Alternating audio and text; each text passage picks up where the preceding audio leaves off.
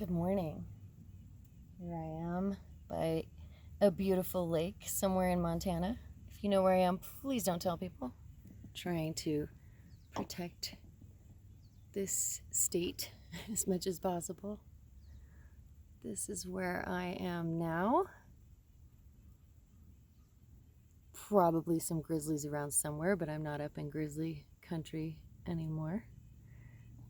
I mean, the whole place is grizzly country, but a little closer to people now. So let's do a little yoga by the lake. Let's start in a child's pose.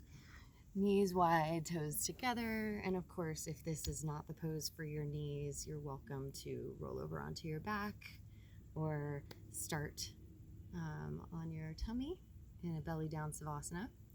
I ask that you do not pay attention to my hair, as I have been camping for many days and it is gross. So find some softness and relax your forehead and elbows down to the floor. And wiggle around until you find a very comfortable position. You might move your hips around, change the width of your knees. Just find a really comfortable position. And then remember, when you find that position, that you can always come back down to that position if something gets too challenging or difficult. So as you're lying there in your nice, happy child's pose, see if you can soften at the hips, soften all your joints, soften all your muscles, and just sink down into the floor or your yoga mat or whatever you can feel supporting you.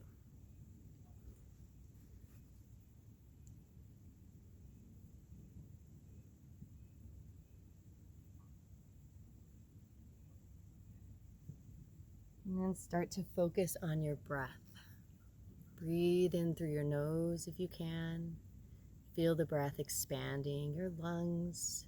Maybe you can breathe down into your diaphragm and feel your belly opening up and expanding in between your thighs or down into the ground if you're in a belly down savasana.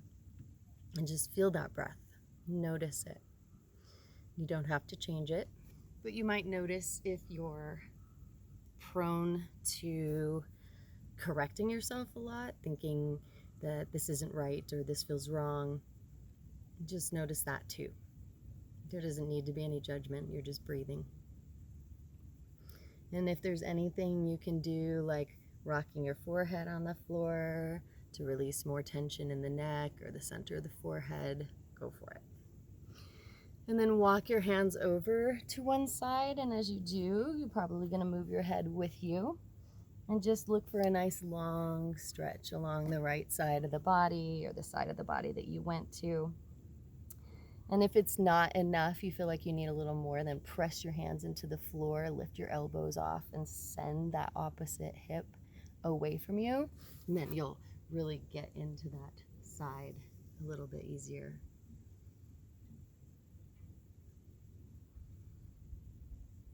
And when you feel like you've done enough on that side, gently wander your hands over to the other side and notice that there will be differences. They may be small differences, they may be large. Maybe you start to notice which side of your body is tighter, looser. Maybe you start to notice old injuries, things like that.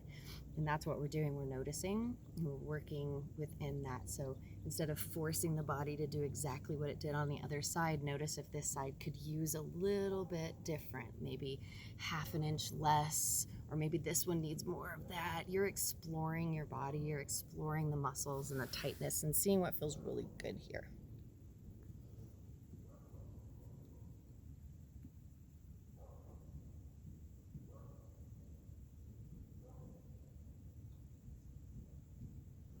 When you come back to the center, if it feels good, walk your hands close together, plant your elbows on the ground, and then bend your elbows and bring your hands behind you.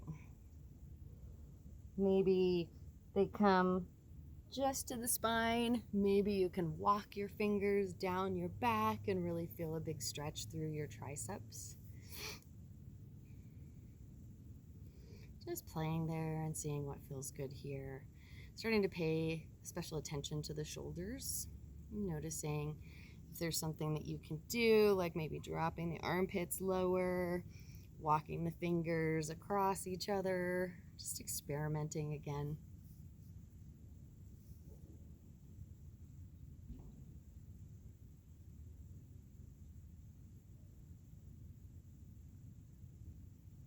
And when you feel like you've done that side as long, oh, we already did the sides. If you feel like you've stretched your shoulders enough and that feels good and you're ready to get out of this position, then start to bring yourself up to your hands and knees. We'll come into our cat-cows. So planting the knees under the hips and the wrists under the shoulders. Start to drop the belly. Just a tiny little curve of the low back until you can feel it engage. And then send it in the other direction. Tucking the belly in, stretching the low back. So starting with the low back, very small movements. Sometimes I like to even imagine that I'm only moving one vertebra at a time and then adding another vertebra for the next one and then adding another vertebra. Obviously, I'm not doing that because they all work together, but if I start low and I move up to the neck, it really helps my low back, which is a place that a lot of us carry tension. And as you start to feel your spine warming up and feeling better, you might start to experiment with moving the hips side to side or creating a jump rope out of your spine. Anything that would feel good here.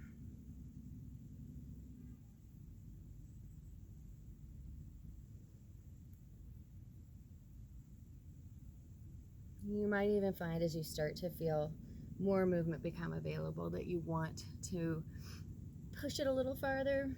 So in that case, I pull my heart through my arms, arch my back as much as I can without hurting it, lengthen the belly muscles.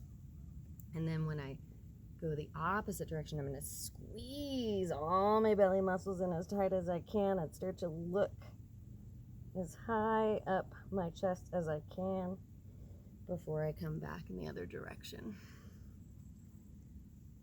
And then if it feels good, you can start to connect your breath to your movement. I like to breathe out on a stretch, like I'm expanding as much as I can. And then I like to tighten my belly on the in breath. And then sometimes I'll switch it around just for fun. Now from here you can continue your cat-cow. You can come down to the belly because we're going to get there eventually. Or if you wanted to work a little harder today, you could come into a plank. If you chose plank, you're going to want to set yourself up with your wrists under your shoulders. And if you are not hyperextended in your elbows, turn your elbow creases forward. If you are hyperextended in your elbows, just bring a tiny bend in the direction of the pointy part of your elbow to try to strengthen through that joint.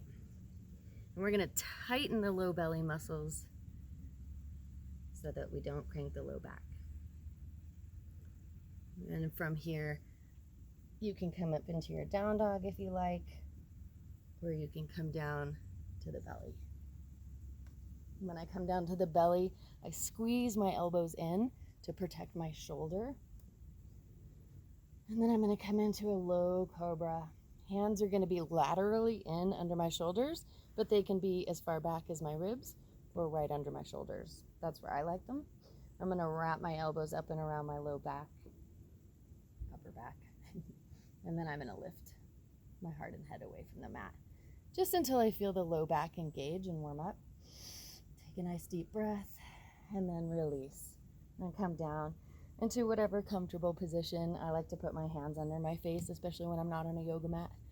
But you can bring your arms to your sides or drop one ear down.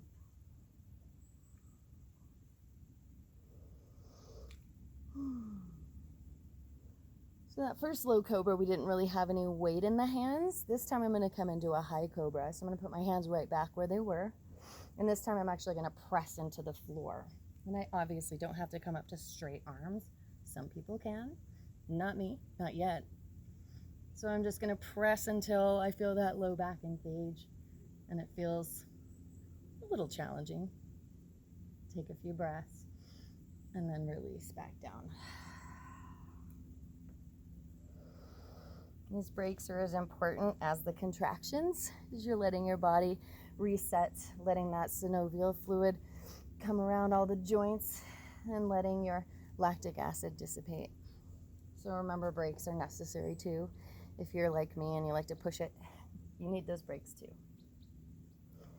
For this third one, I'm going to do whatever I would do in vinyasa, which for me is going to be an upward dog. So I'm going to press into the hands just like I did for my high cobra. I'm going to squeeze my legs together, pressing specifically into the big toe side of the top of my foot, and I'm going to press the ground away with my legs as well. So my knees come off the floor. Really tight low belly here so I don't crank my back. And then I curl the toes under, lift the hips, and come into my first or maybe second downward dog. And as you find your downward dog, you might pedal it out by bending one knee and then the other, or moving the hips side to side. On a really flexible day, my feet like to go all the way to the floor, so I might actually take my big toe and first toe and pull down on my ankle. It's not for everybody. Not everybody's feet will go to the floor. You're moving your heels towards the floor. Some people just have a tighter Achilles tendon. I just have a long one. And then I'm going to press my armpits down towards the floor so I can release the crease in my wrist. And I'm going to pay attention to my toes and my fingers. I want my whole foot on the floor and my whole palm on the floor, but I want my fingers and my toes to be light. Breathing here for several breaths. You might stay here quite a bit. And then when you've had enough, simply walking forward into your forward fold and releasing all the tension you just built up in your shoulders and your wrists and your elbows and all that good stuff. Oh, sorry, what I'm doing is I'm taking my hands behind my back and clasping them. It just feels really good. You can try that too. And straightening the knuckles up towards the sky.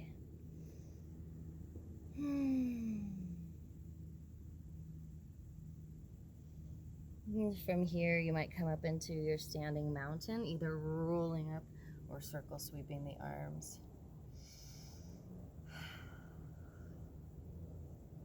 Taking a moment on your feet to feel the ground underneath. Check in with the balance of your feet. Notice if the inner edge or the outer edge are taking more weight. The ball of the foot, the heel. See if you can balance those 4 points of the foot. And then try to let your toes just be light. Try not to crunch them into the floor. And check in with your joints. Make sure you're not locking your knees. And maybe close your eyes and see if you can find any balance challenges today. I'm standing on a dock, but I still feel like I have good balance today. Every day is different. Some days I fall over just standing up. Some days I can stand on a tiny rock and do a Superman. Just different days. Once you feel as though you've achieved your best standing mountain, take a big circle sweep. Nice deep breath, and on an exhale, swan dive forward, back into your forward fold. Inhale up for a half lift. Lengthen the back of the body. Send the sits bones backwards and the crown of the head forward. Paying attention to the shoulders, as we almost always do. We're going to send these acromion processes, or little tip points here, back away from the ears and then back away from the chest. So down and back. Lengthening through the back. Keeping that feeling in the shoulders, we're going to come down, plant the hands, keeping those acromions back and open. We're going to walk the feet back into a plank, turn those elbow creases forward, squeeze the elbows into the body, coming halfway down or all the way down, flipping to the tops of the feet and pressing the floor away. Remember that this can be a low cobra, a high cobra, or an upward dog. And then we'll come into downward dog from here. Taking a few breaths in downward dog.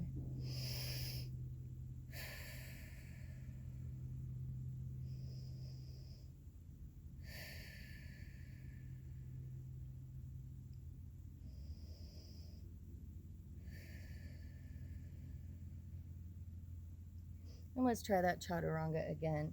So we're gonna bring the feet back. Remember, you can always put the knees down for a modification. Never say girl push up to me, ever. So put your knees down if you like. You're gonna squeeze those elbows into the ribs, come halfway or all the way down, and then choose your back bend. Good. From here, we're gonna inhale the right leg up, and we're gonna exhale, step it forward, try to get it between the hands. You can always help it if you need to. And we're gonna spin the back heel down to the floor. If you need a shorter stance, just walk it forward. And if you need help getting up, walk your hands up your leg. Right, I'm on a dock. So, if like me, you're balance challenged, move your feet laterally, side to side.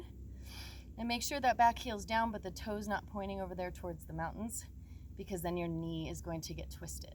So we're trying to send both hip points forward.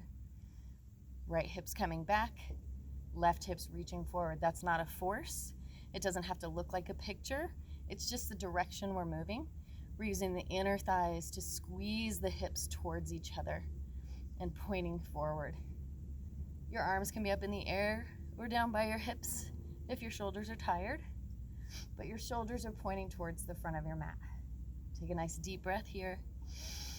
As you exhale, plant your hands around that right foot, zip that right foot back, come into your plank or modified plank. Exhale halfway down. Inhale up, up dog or cobra. And exhale down dog.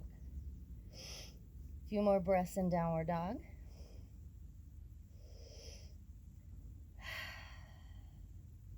Inhale the left leg this time. Exhale, step it forward. Remember, your body can be very different. So we're gonna spin that back heel down, but you may find you need a different distance or a different width. You might have different balance on this side. So finding your way up to warrior one on this side and taking your time, thinking about the position of your knee, your back heel's down, but your toes are still facing forward. You're bringing the left hip back this time and the right hip forward. Arms can reach up. If they do, check on those little shoulder points, send them down and back, and breathe. Take one more deep breath. And as you exhale, plant your hands around your left foot, slide your left foot back. Now, sometimes I'll skip chaturanga. I'll just go straight into downward dog. I don't need to do 500 pull-ups or push-ups. Maybe I need to do 500 pull-ups. Find that down dog. If you want an extra challenge here, see if you can put your elbows down. And when you do, make sure laterally your elbows are gonna go down at your shoulder points. So they're not wide like in the 80s. We used to do push-ups like that. I'm gonna try to bring those elbow points down right under the shoulders. And I'm gonna lift up my sits bones as high as I can get them. My heels can come off the floor, and that becomes really challenging for the shoulders. And probably the view because my glasses are bouncing up and down. So hanging out there for several breaths. And taking breaks in child's pose when you need to. Beautiful. So we're gonna keep this short. So once you're done with that, you're going to walk forward into your forward fold again. And then we're gonna see about doing a toe squat. So I'm gonna come back up to my standing mountain. I'm gonna check with my feet again. I don't want my toes doing the work here. I want the ball of my foot doing the work. So I'm gonna lift up my heels and I'm gonna try to press down right between my big toe and my first toe. That way my ankles are nice and straight. Now, I said I'm gonna try. It is okay for your ankles to go like this, right? Takes a while to strengthen around the joint. So just keep trying. Lift up, put them back down if you need to. Lift up. Notice if you rock out to your pinkies, what happens to your ankles. Blah. Okay. So you're just attempting to keep your ankles in that straightish position. But your ankles are meant to move 6 different directions, so it's not going to hurt them to move around a little more than, say, the knee, which really shouldn't. So I'm going to attempt to lift up my heels. I'm going to keep my arms above my head. You don't have to. You can always have your arms at your sides or at your hips, ready to catch you. And I'm going to try to squat by bending my knees without dropping my heels. Again, I'm not trying to put the weight in my toes. So keep bringing the weight back to that place in the ball of your foot as much as you can. Woo. Be prepared to move. Good. When you find you have the balance, if you find you have the balance and you're on a dock, or maybe you are on a paddleboard or something, start to bend your knees. I like a challenge. Good. When you get down here, if you don't feel like you're going to fall over, see if you can drop your heels and come into a squat. And guess what? This is a great place for an arm balance. So if you want to put your hands shoulder distance apart, bring your elbows in and bend them so you can put your knees on the backs of your arms. And you can play here with crow. I like a wide leg crow, so I like to take my knees open a bit, for obvious reasons maybe. And I'm going to try to lift up one or the other toes and balance. I'm not trying to show off, sorry. I get yelled at for showing off sometimes. Not yelled at, but you know. I thought it would be fun to do that on a dock. Anyway, when you're done with that, or if you were like, I didn't want to do that in the first place, roll down to your bottom and then roll onto your back. Beautiful. Here I like to do a plow because, like I said, my low back gets a little tender. So for those who don't love plow, another great stretch is to just grab your own toes and pull. And if your toes aren't available, grab your ankles and just pull your legs up. If that feels okay, you're gonna plant your hands and start to take your feet all the way overhead. They don't have to go to the floor for a good plow. If they do, great. I'm gonna walk my shoulders as close together as I can get them. And I'm bringing my sternum to my chin. I'm not moving my head. And I'm gonna keep looking at the sky. I'm gonna take that bind again. I'm gonna take my hands behind my back, clasp them and straighten my arms. And I'm gonna play with a shoulder stand here. Lifting one leg up towards the sky, and then maybe the second one if I feel like I can.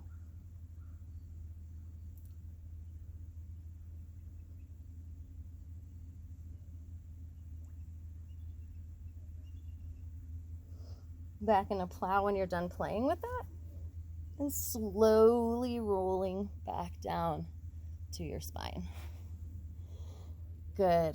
Lots of people like to end in a twist or Supta Baddha Konasana, your choice, of course. I'm going to give myself one more long stretch. And then I'm just going to get as comfortable as I possibly can and let that work sink down into the floor as I close my eyes and let my mind wander a bit.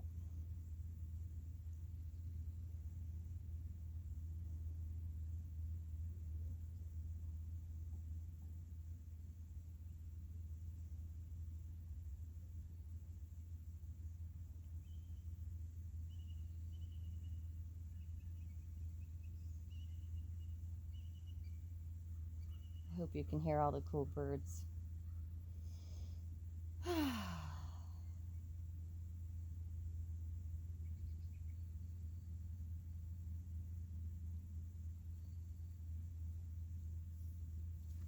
Well, I'm going to keep it a little short just because I'm camping and my battery's dying. So I hope you enjoyed quick yoga by the lake, and I hope you're having a wonderful summer. Quarantined, I'm assuming, or being safely socially distanced, or just pretending that the pandemic isn't happening. Whatever your thing is, namaste.